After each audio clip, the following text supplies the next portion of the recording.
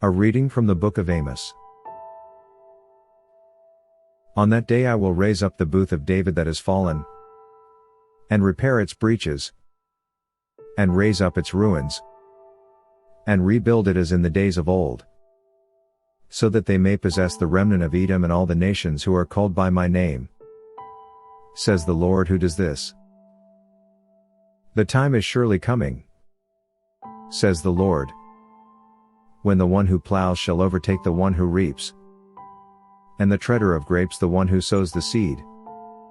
The mountains shall drip sweet wine, and all the hills shall flow with it. I will restore the fortunes of my people Israel, and they shall rebuild the ruined cities and inhabit them.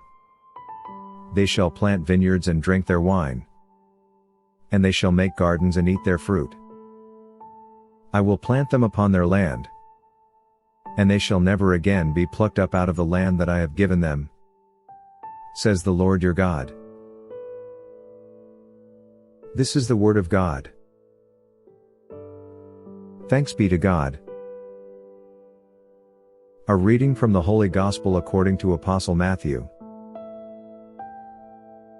Then the disciples of John came to him, saying, Why do we and the Pharisees fast often, but your disciples do not fast? And Jesus said to them, The wedding guests cannot mourn as long as the bridegroom is with them. Can they? The days will come when the bridegroom is taken away from them, and then they will fast.